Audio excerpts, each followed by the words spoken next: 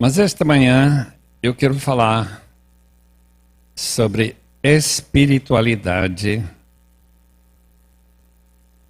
Essa palavra espirituais aparece muito pouco no Novo Testamento, a não ser em 1 Coríntios. 1 Coríntios capítulos 2 e 3 tratam de uma realidade que para nós talvez tenha outro significado. Eu não sei se nós temos a mesma ideia quando usamos essa palavra. Espirituais. Mas vamos ver o que Deus tem. Eu quero ler, começando com o capítulo 3, até o versículo 17. E daí a gente volta, vamos dar uma olhada também no capítulo 2, que trata de espirituais. Aliás, eu acho que a divisão entre capítulo 2 e capítulo 3 não é tão propício. Capítulo 3 de primeira carta de Paulo aos Coríntios. Irmãos, não lhes pude falar como a espirituais, mas como a carnais, como a crianças em Cristo. Dê-lhes leite e não alimento sólido, pois vocês não estavam em condições de recebê-lo. De fato, vocês ainda não estão em condições, porque ainda são carnais. Porque visto que a inveja e divisão entre vocês não estão sendo carnais e agindo como mundanos, pois quando alguém diz, eu sou de Paulo, e outro, eu sou de Apolo, não estão sendo mundanos? Afinal de contas, quem é Apolo e quem é Paulo? Apenas servos por meio dos quais vocês vieram a crer, conforme o ministério que o Senhor atribuiu a cada um. Eu plantei, Apolo regou, mas Deus é quem fez crescer. De modo que nem o que planta, nem o que rega são alguma coisa, mas unicamente Deus que efetua o crescimento. O que planta e o que rega tem um só propósito. E cada um será recompensado de acordo com o seu próprio trabalho. Pois nós somos cooperadores de Deus, vocês são lavoura de Deus e edifício de Deus.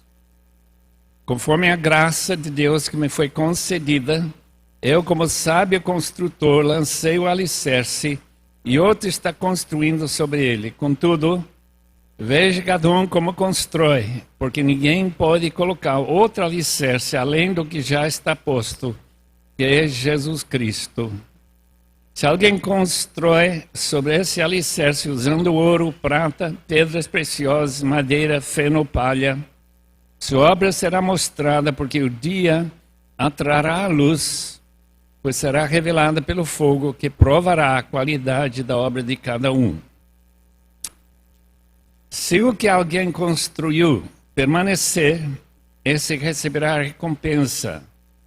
Se o que alguém construiu se queimar, esse sofrerá prejuízo, contudo será salvo, como alguém que escapa através do fogo. Vocês não sabem que são o santuário de Deus e que o Espírito de Deus habita em vocês. Se alguém destruir o santuário de Deus, Deus o destruirá, pois o santuário de Deus, que são vocês, é sagrado. Eu tenho certeza que ninguém vai ser abençoado esta manhã se Deus não estiver aqui conosco.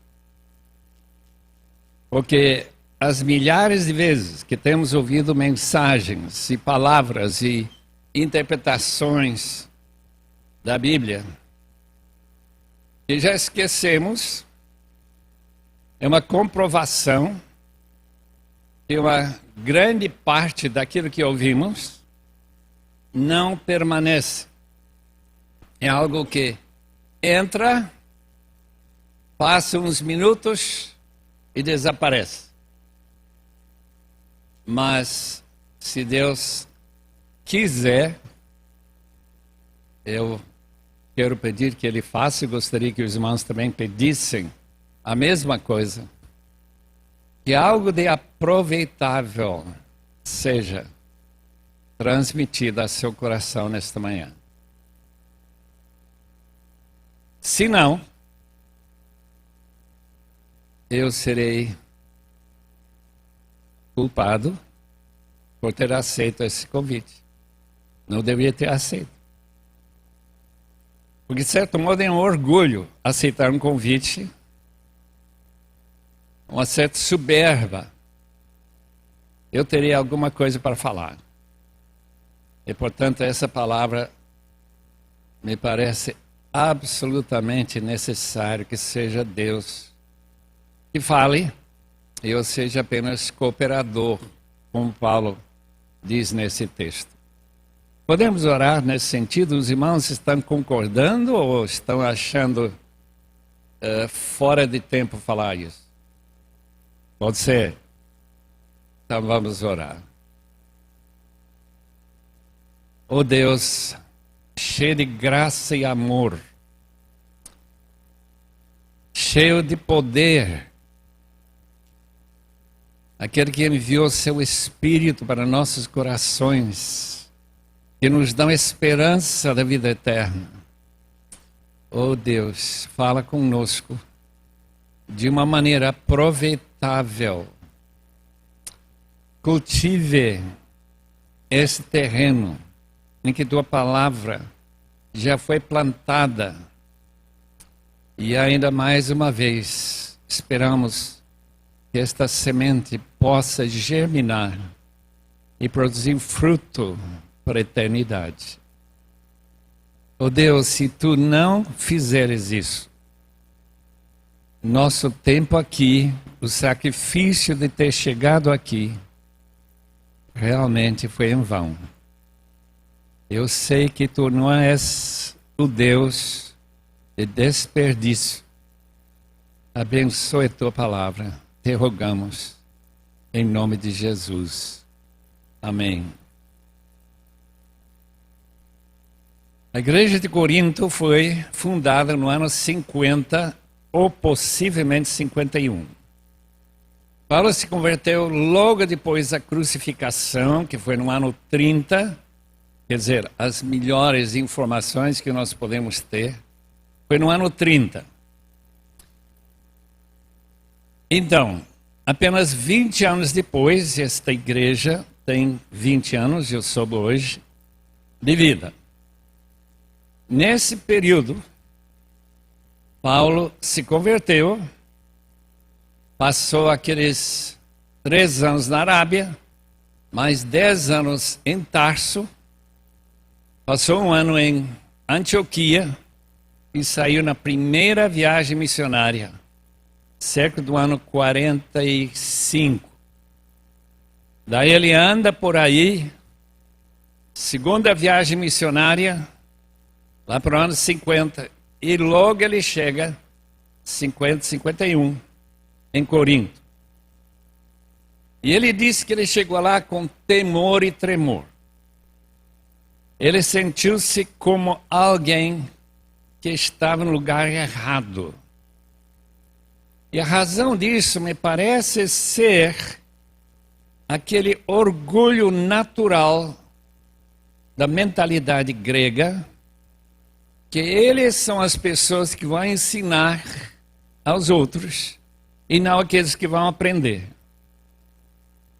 Mas Deus encorajou o apóstolo, capítulo 18 de Atos, com uma frase significativa. Eu tenho muita gente nesta cidade. Tenho muita gente em Niterói, ou Rio de Janeiro, ou São Paulo. Deveria encorajar alguém, se for a verdade. Depois de 18 meses, Paulo vai embora para Jerusalém e volta. Antioquia, novamente está em Éfeso. Ele já tinha passado por lá, deixando Áquila e Priscila. E aí ele vai passar 2 anos e meio a 3 anos.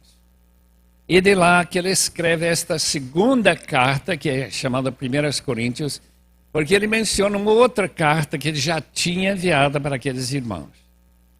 Capítulo 5, versículo 9, em que ele fala, mais uma vez, como ele deve ter ensinado muitas vezes, de abandonar imoralidade.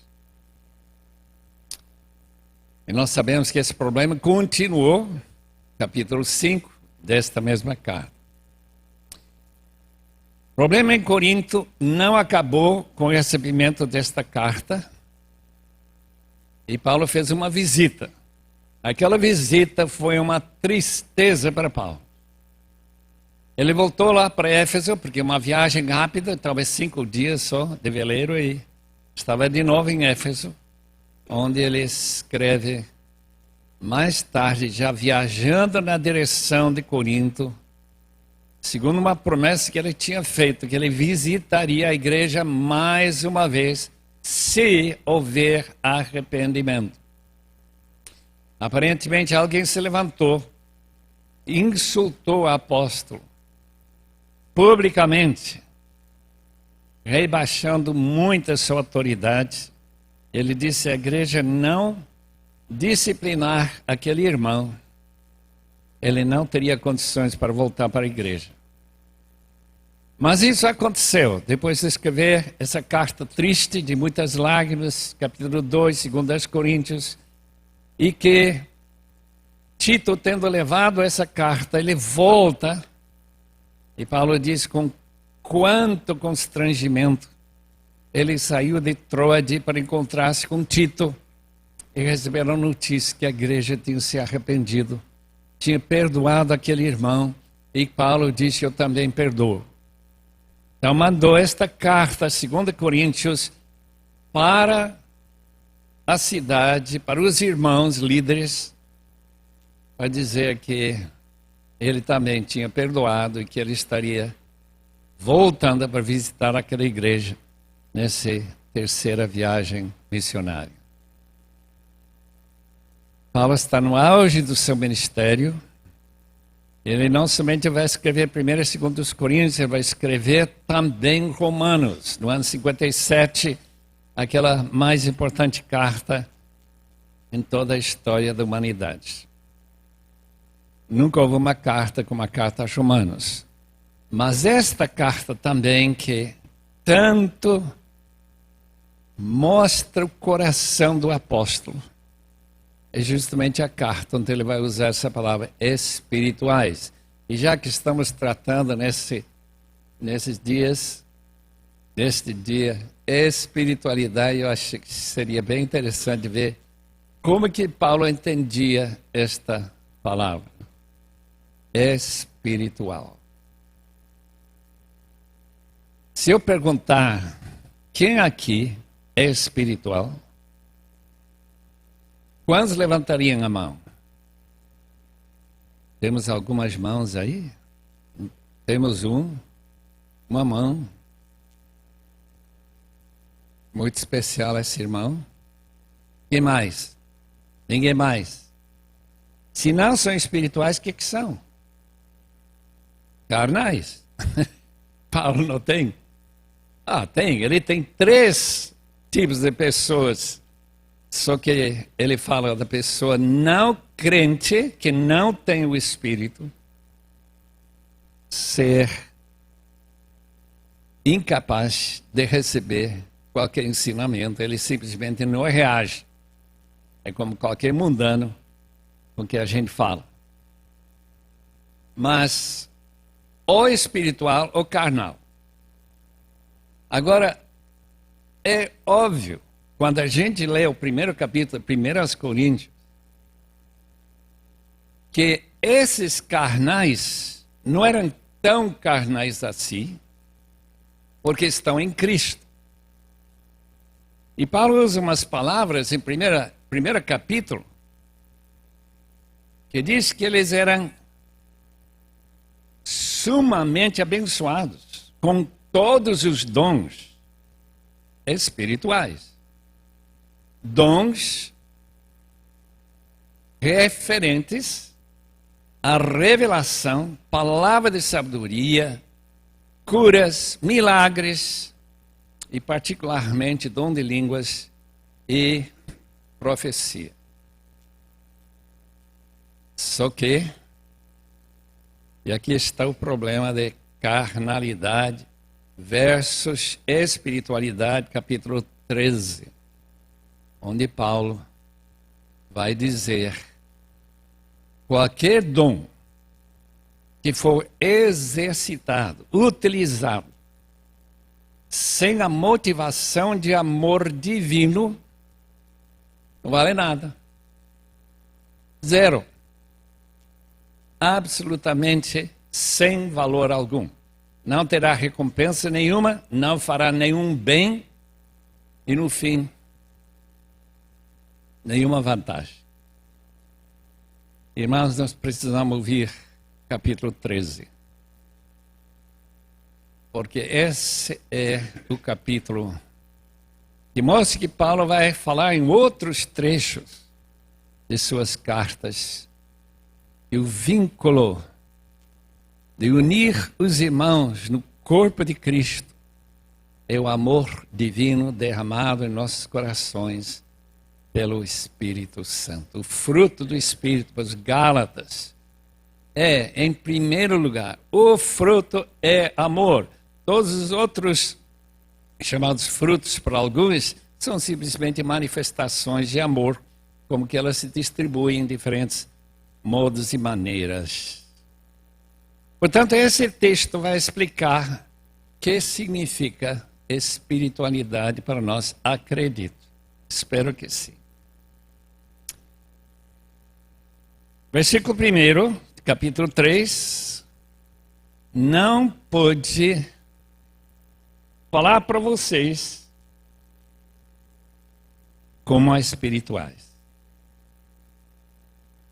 mas como a crianças em Cristo. Dei-lhes leite nessas visitas que ele fez, na sua pregação, não alimento sólido, pois vocês não estavam em condições de recebê-lo. De fato, vocês ainda não estão em condições, porque ainda são carnais. A palavra carnalidade, carnais, é uma palavra hebraica trazida para o grego e carregando um significado bem interessante. Porque estes carnais mundanos, crianças, estão em Cristo. São crentes. E nós temos em nossas igrejas gente assim. Como é a pessoa carnal? A pessoa que rejeita a mensagem que traz arrependimento para eles, que foca no seu pecado escondido.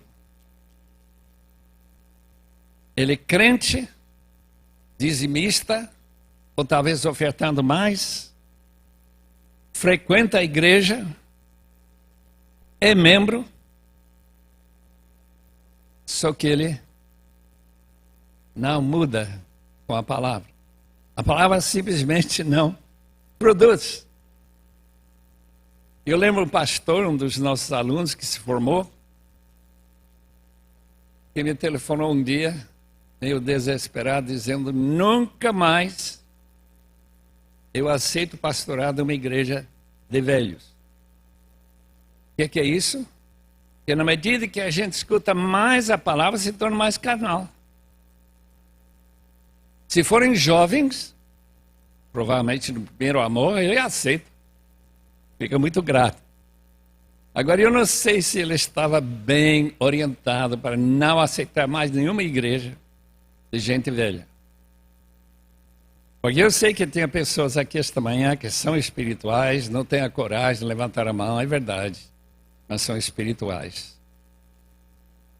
Eles amam a palavra, eles buscam a palavra, eles estão prontos para se arrepender, como os espirituais. Enquanto o carnal é criança. Essa palavra criança, os irmãos vão entender, é o tipo de criança, de criancice e não de coração de criança humilde. Porque Jesus diz, ninguém entra no reino se não for como criança. Está vendo o problema que nós temos na linguagem? Criança e criancice.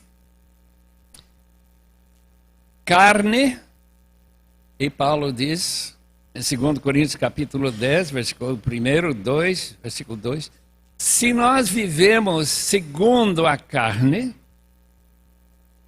claro, a gente vive segundo a carne. Esse café da manhã foi carnal, irmão. Não alimentou o espírito. Alimentou esse corpo, esse seu corpo. Em outras palavras, carne e espírito estão misturados na gente. E essas crianças, por estarem em Cristo, têm que ter alguma coisa de Deus neles. Mesmo que eles sejam difíceis de pastorear. E tem reações, como aquele indivíduo que não gostou da liderança de Paulo. Insultou o apóstolo, aquele homem que pegou a esposa de seu pai e teve relações com ela. Esse tipo de carnalidade de pessoas em Cristo. O avivalista Jonathan Goforth, anos e anos na China e Coreia do Sul, disse: todos os pecados cometidos no mundo são cometidos também na igreja. Os irmãos nunca vão disputar comigo sobre isso. Só ouvir os escândalos, desde pastores até os mais novos na fé. Mas, disse ele, eu talvez encontre menos intensidade. Em outras palavras, ser espiritual aparentemente não significa uma pessoa que não peca mais. Essa teologia que foi divulgada no norte de Paraná, uns 20 ou 25 anos atrás, está bem abafado hoje, porque já descobrimos que gente em Cristo também peca. Qual é a dificuldade, qual é a diferença entre espirituais e carnais? É muito claro, irmão. O espiritual é sensível ao espírito. Se vocês, Romanos 8,13, vencem o pecado pelo espírito, sua vida vai ser uma vida espiritual. Mas se sua luta com o pecado, ou nem luta mais com o pecado, não é problema, já estou perdoado, você cai na categoria do carnal. Ou talvez pessoa que não tem o Espírito e, portanto, não pertencem ao Senhor. Eu fiz uma lista, tirei desse texto, de contrastes entre espirituais e carnais. E se os irmãos quiserem anotar, não há nada de mágico nisso, apenas para relembrar como Paulo reconhece a diferença entre espiritual e carnal, ou mundano. Capítulo 2, versículo 6, a primeira referência a essa divisão. Entretanto, falamos de sabedoria entre os que já têm maturidade. É bem claro. já que não temos nenhuma criança aqui, 2, 3, 4 anos, aqui no nosso meio, só temos adultos. E Paulo está falando de adultos espirituais. A diferença entre crianças, nós temos 3 crianças na nosso lote, netinhos, e a diferença que eu noto entre essas crianças que estão aos poucos se amadurecendo é que eles não têm noção da diferença entre verdade e mentira. Nenhuma dificuldade no coração da criança de mentir. Ele simplesmente acha, se eu vou salvar minha pele, mentindo, eu vou mentir. Não tem problema. Mas aos poucos, Deus vai desenvolvendo a consciência da criança. Quando Deus me deu a primeira dificuldade com a minha consciência, que eu lembro tão bem, eu tinha 4 anos. Eu peguei R$1 boliviano, porque eu sou boliviano de nascimento, e fui comprar uma bala, sem falar com ninguém. Mas logo a consciência disse, você pecou. E pela graça de Deus, Ele usou esse peso na consciência pela minha mãe para explicar o Evangelho para mim e para eu dobrar os joelhos e aceitar o perdão que Cristo nos oferece em Cristo. Espiritualidade, então, é uma pessoa capaz de perceber o pecado no seu próprio coração. Todo mundo tem capacidade de ver o pecado no coração do outro. Mas no seu próprio coração é muito complicado. Porque dói. E sem dor não há arrependimento. É tão simples assim. Os mais já pensaram como será o inferno? Um constante caso de Judas Iscariotes preparando aquele cordão para se enforcar. Profundamente triste, não achando que há saída nenhuma, ele não cria que Jesus podia perdoá-lo. Ele logo se jogou e ficou estrangulado naquele lugar fora dos muros de Jerusalém. Primeira qualidade, espiritualidade é maturidade. Obrigado, irmã. Maturidade. Paulo diz em Colossenses 1:28, nós anunciamos a Cristo, Cristo em vós esperança da glória, versículo 27, 28. Nós anunciamos, advertindo todo homem com sabedoria e ensinando todo homem, para apresentar todo homem, teleoi, esta mesma palavra de 1 Coríntios 2:6. Ser teleoi, telos, ou telios, é perfeito num sentido da palavra que ele não cresce mais. Eu não vou crescer mais e nem os irmãos, na maioria. Talvez tenha alguém aqui que ainda está crescendo. Chegou a altura que vai parar. Mas lá dentro ele está crescendo. Com advertências, com ensino, e assim por diante. Porque ele, como diz capítulo 2, ele aceita as coisas que o Espírito ensina para ele. Criança, aceita o Evangelho, eu tenho perdão em Cristo. Mas ele não tem nenhum desejo de crescer, mudar. Ele não tem problema de consciência.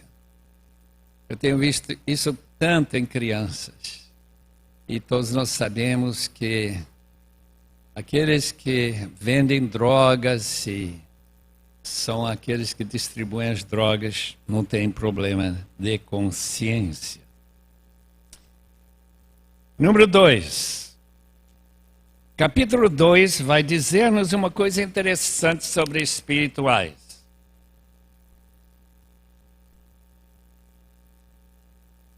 Muito obrigado. Agora eu vejo o propósito. Nós, porém, não recebemos o espírito do mundo, o espírito carnal, mas o espírito procedente de Deus, estou lendo o versículo 12, para que entendamos as coisas que Deus nos tem dado gratuitamente. Então, todo o resto da vida, depois de aceitar o Evangelho em Cristo, a pessoa espiritual, a pessoa está aceitando, está comendo, está digerindo, enquanto a criança continua tomando leite. Só leite. Ele não digere qualquer outra coisa, ele só vomita. Por que meu amigo disse, eu não vou pastorear uma pessoa de velhos? Porque pessoas que nunca cresceram na opinião dele. Eu espero que não estava totalmente certo disso. Mas tem muitas pessoas em nossas igrejas que não cresceram. Não viram nenhuma razão para crescer. É tão gostoso de ser criança. Não tem responsabilidade. É amado pelos pais. Por que ele vai querer crescer? Bem, todos os adultos aqui sabem porque você queria sempre avançar. Queria estudar, queria aprender, queria... Por quê? Porque você quer deixar uma marca no mundo. Você não quer ser como tantos lápides, não é que se chama lá no cemitério, com nome, e não tem mais nada. O que é que ele fez? Deixou o nome no cemitério, mais nada. H.L. Mencken falou disso. Que tristeza que a maioria dos homens e mulheres do mundo deixam absolutamente nenhum legado para ninguém. Foram carnais na vida toda. Nunca aprenderam a alegria de sacrifício, de abençoar outras pessoas que não conheceram a Cristo. Cristo deveria criar um desejo bem mais forte de crescer espiritualmente do que crescer carnalmente. Muito mais interesse em aprender a Bíblia do que passar no vestibular. Isso que eu não estou vendo em muitas igrejas. Eu passo em muitas casas, estou estudando para vestibular. O que vai estudar? Vou estudar medicina, vou estudar administração, tudo isso. Mas para quê? Vai deixar um legado? Não, para ganhar um salário melhor. Isso não é condenado na palavra, apenas que se isso supera, é mais importante do crescer espiritualmente, você vai ficar muito triste no dia de morrer. Em vez de ser como David Brainerd que falou, depois de apenas 5 anos no campo missionário, eu não teria vivido a minha vida diferentemente que eu vivi por nada neste mundo. Ninguém me pode persuadir que eu escolhi mal. A ênfase da minha vida. Nada. Digerem alimento sólido. Os irmãos vão ter suas próprias ideias do que significa alimento sólido. E não interessa a criança, o próprio estômago da criança rejeita, mas que uma pessoa adulta, só cheirar churrasco ele já está animado. Porque ele tem capacidade de digerir. Tanta mensagem, queridos irmãos, não dos irmãos, sempre dos outros, não tem substância. Repetição. E os 10 igrejados dizem, para que ir para a igreja? Eu já ouvi tudo isso 1000 vezes. Por que eu devo ir? Só leite. Irmãos, nós temos uma responsabilidade incrível de dar alimento, como qualquer mãe aqui sabe, que aos poucos a pessoa vai deixando o leite e vai chegando no churrasco. Vai crescendo para se tornar uma pessoa madura. Então, o versículo 2 digere alimento sólido. Mas vocês, mesmo com 18 meses do ensino de Paulo, e segundo um velho manuscrito em Éfeso, Paulo gastava 5 horas por dia ensinando a palavra de Deus. Hermenêutica, verdades sobre Deus. Imagina sentar aos pés do apóstolo. Eu quero dizer que todos os irmãos de Éfeso ficaram todos os dias sentados ouvindo quando Paulo costurava aquelas tendas de couro. Vamos lá para o número 3. A palavra discernir coisas espirituais. Nós passamos para os espirituais, mas não dá para os carnais. Essa frase está no capítulo 2 e versículo 12. Palavras ensinadas pelo Espírito, interpretando verdades espirituais para os que são espirituais. E versículo 14. Quem não tem o Espírito não aceita as coisas que vêm do Espírito de Deus, pois eles são loucura, e não é capaz de entendê-las, porque elas são discernidas espiritualmente. Mas quem é espiritual discerne, versículo 15, todas as coisas. E ele mesmo, por ninguém é discernido. Ninguém entende o que está motivando esse fulano. Como que está funcionando a vida dele? Ele que se arrisca. Aquela mulher que veio para Cepal para falar para nós e que leva seus filhos juntos para onde ela veio, ela dizendo para nós, eu tenho interesse que meus filhos estejam prontos para morrer por Cristo a qualquer hora, exatamente como os muçulmanos preparam os filhos para morrer e matar pessoas inocentes. Nós queremos que nossos filhos sejam capazes de morrer para levar o Evangelho, ou em Afeganistão, ou qualquer lugar onde morte para qualquer pessoa que testemunha de Cristo. Como que a gente discerne? A palavra discernir significa avaliar, julgar. Como se julga a explicação dessa maneira de agir? Está complicado. Muito complicado. Todos nós temos um grande amor para nós mesmos e pouco amor para os outros.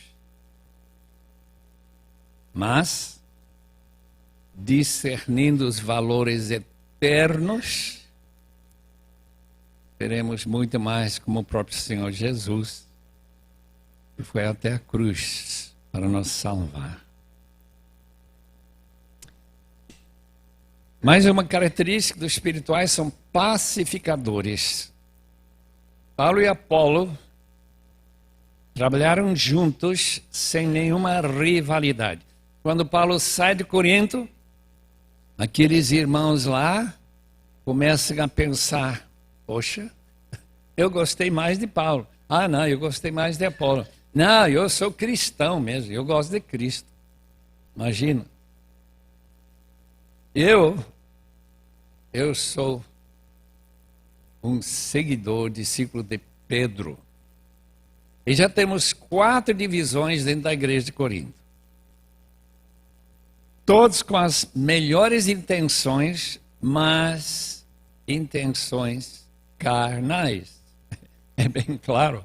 Paulo imediatamente explica que a carnalidade provoca inveja e divisão, tudo baseado num subterreno alicerce chamado orgulho. Nossa política mundana se baseia no orgulho. Eu sou desse partido porque esse é o melhor partido. Nós somos desse indivíduo porque ele é o melhor indivíduo. E assim por diante. E o que vai ser a seleção? Daqui a uns dias vamos saber se o Brasil avança uma vez, ou 2, ou 3, ou quem sabe até o fim. Para quê? Para que nós possamos nos orgulhar. Isso é tipicamente mundano. De modo que se perder nesse primeiro jogo, os irmãos vão bater palmas e dizer: graças a Deus, agora o Brasil é humilde. Irmãos, se a gente imagina nossa tremenda fraqueza espiritual, como somos vulneráveis, como temos valor nenhum, como tem pessoas que estão agindo muito mais sacrificialmente do que nós, gente que ora muito mais do que nós oramos, jejua mais, serve melhor e assim por diante. E a gente fica orgulhosa, é absolutamente fora de sentido. Não tem sentido nenhum. Esse texto foi escrito para bater forte, como se faz com bifes aqui no Brasil. Pegar essa carne dura e bater, até se poder mastigar, até criança mastiga e digere. Irmãos, o que vocês têm que não foi lhe dado por Deus? Porque Ele dá tudo que a gente tem. Se sua cabeça funciona bem, é porque Ele deu esses neurônios. Se sua cabeça é mais complicada, Ele deu para você ser humilde. Pastor Charles Simeon, tão usado por Deus no fim do século XVIII e começo do século XIX, lá na igreja de Trinity em Cambridge, e que durante anos e anos teve que pregar por gente só nos corredores, porque os donos dos bancos tinham cadeados em todos os bancos. Ele diz: toda mensagem precisa humilhar os ouvintes. Pegaram? Eu prego para os irmãos ficarem mais humildes. Mas principalmente eu ficar mais humilde. E exaltar a Cristo. Porque na medida que nós reconhecemos nossa falta de espiritualidade, é justamente que Cristo é exaltado, a nossa fonte de espiritualidade, para a glória dele. Mais alguns pontinhos antes dos irmãos irem embora sem serem convidados ou sem encerramento. Então, esse é outro problema. Para humilhar quem está lá na frente, né? Se os irmãos se levantarem e vão embora, então eu vou dizer graças a Deus. Quem é Apolo e quem é Paulo? Quem é? Olha, se ele estivesse aqui esta manhã, que adulação, que idolatria ocorreria. Paulo diz, nós somos apenas diáconos, somos ruperetas. Essa palavra rupereta é literalmente pessoas que remam, escravos que remam debaixo do chão dos galeões que entraram na guerra. Tinha uns 50 escravos trabalhando duro lá embaixo, ninguém vendo quem são. Estranho que a gente gosta de ser chamado de pastor. Paulo nunca chamado de pastor, mas ele gostava muito desse título de diácono. O Pedro gostava do título de ser ancião, porque ele já era ancião, né? E naturalmente apóstolo, enviado, embaixador, uma coisa dessa. Quem somos nós? E os carnais, quem são eles? São pessoas que são donas da igreja, claro. Mas sabem que as pessoas que mais dão trabalho à igreja são aqueles donos. E todo mundo que tem tido experiência com donos da igreja, a minha igreja, né? Entre aspas, é a minha igreja. Nada acontece senão com minha anuência e meu apoio. Meus irmãos, carnalidade reina na igreja, muitas vezes. Nós tivemos um querido irmão que era contra tudo. Tudo. Não importava o que a gente sugeria, ele era contra.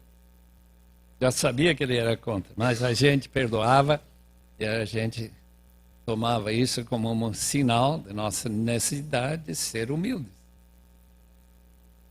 Ele era contra. Quem Apolo e Paulo? Versículo 7. Nada. Somos nada. A gente é tão complicado ver Paulo dizer que somos nada. Não, nada. Mas sabe o que é nada, né? Zero. Deixa-me ler esse versículo. Eu plantei, Apolo regou, mas Deus é quem fez crescer, de modo que nem o que planta, nem o que rega são alguma coisa. Mas unicamente Deus. Unicamente Deus. O que ele está dizendo é simplesmente que se não fosse Deus, Paulo nunca teria chegado em Corinto, ele nunca teria se convertido, nunca teria sido ministrador da palavra. Só foi Deus que lhe deu. Então ele é apenas um instrumento, é um fio que carrega a eletricidade que está aqui nos iluminando tão belamente nesse local. Como Deus é tremendo. Porque de nós mesmos, zero, nada. Nada. Claro, Paulo vai dizer que somos alguma coisa, ele diz que somos cooperadores com Deus, mas ele está dizendo simplesmente que o fio que traz essa eletricidade para cá é uma maneira que Deus escolheu para poder mandar sua força, seu poder aqui. Porque ele podia mandar como ele faz numa tempestade, né? Relâmpago, aí é pior. A gente não quer relâmpago aqui, não.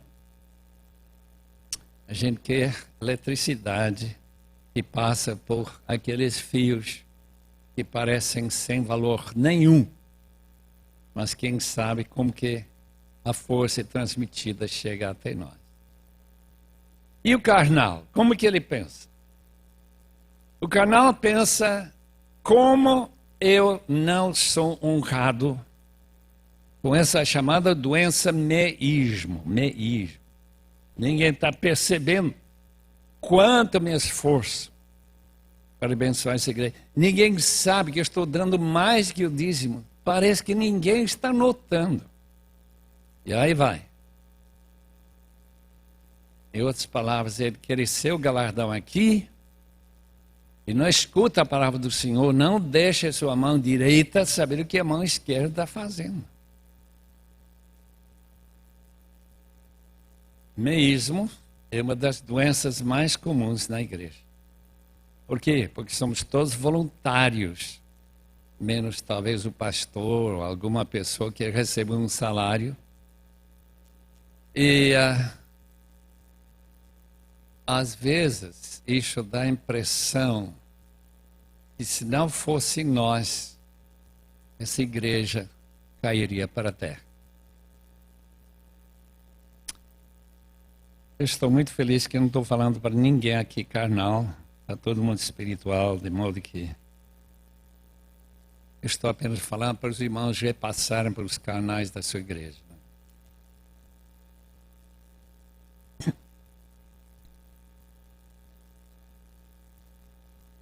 Depois de dizer que eles trabalham na lavoura de Deus, ele passa agora a fazer esse contraste, passando para a figura da arquitetura. Como sábio arquitecton, que é traduzido aqui construtor, pessoa que lança o fundamento para que a igreja se estabeleça e não caia pelo seu próprio peso. Todo mundo aqui sabe que tem igrejas que se fecham e que, em vez de crescer, diminui e se tornam escombros. Uma das tristezas que eu lembro, lá numa pequena cidade perto de Bragança Paulista, uma igrejinha bonitinha, talvez dava para uns 100 pessoas, cadeada na porta. Igreja fechada. É uma contradição a igreja ficar fechada. É algo que diz, alguém se esforçou para criar esse edifício, vieram pessoas durante um tempo e depois desapareceram. Claro, o mundo tem muitas igrejas fechadas, especialmente no Médio Oriente, norte da África, Síria, Turquia. Quantas igrejas em Istambul e aquelas cidades de lá, Afeganistão. Deus sabe por quê. Mas hoje é muito mais difícil abrir uma igreja naquelas áreas onde está fechado do que era inicialmente. Portanto, devemos construir como bons construtores. Paulo diz, lançar um fundamento chamado Jesus Cristo. Seu ensinamento, suas práticas, sua personalidade, sua motivação, sua característica. Esse é o fundamento que foi lançado em Corinto. Agora, outros estão construindo. Paulo está lá 18 meses, Apolo talvez menos ainda. Outros estão construindo. Cuidado, meus amigos que estão construindo, que construam em cima do plano original de uma igreja que tem a formação, a formatura de Jesus Cristo. Em outras palavras, esse papel de pastor, esse papel que Paulo chama de colocar prata, ouro e pedras preciosas na construção, e que vai ser julgado algum dia pelo fogo. Fogo na história, pelas igrejas do Médio Oriente, fogo no fim, no juízo final. Que aquelas pedras sejam pedras vivas e que estejam unidas para produzir algo que glorifica a Deus e que não seja destruído pelo fogo.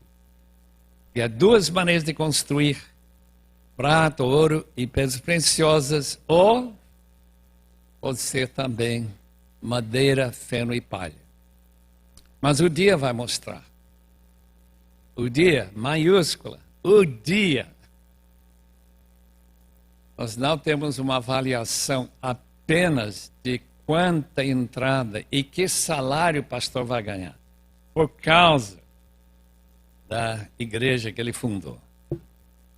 Mas vai ser o dia de juízo de Deus, em que Ele vai avaliar nosso trabalho para a sua glória.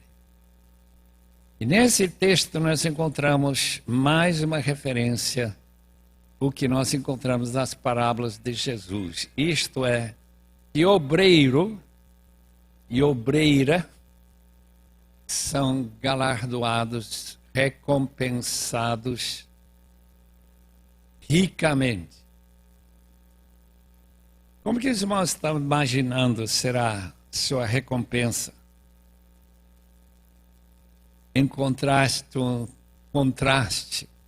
daquele que construiu carnalmente, interessado em salário e números por números, como um pastor falou para mim: eu quero uma igreja do povão. Não quero uma igreja de santos, mas do povão. Eu não quis a explicação dele, porque eu já imaginei qual era a explicação. Ele quer um templo grande, com muita gente, todo mundo dando o dízimo, e daí o seu salário vai subindo, e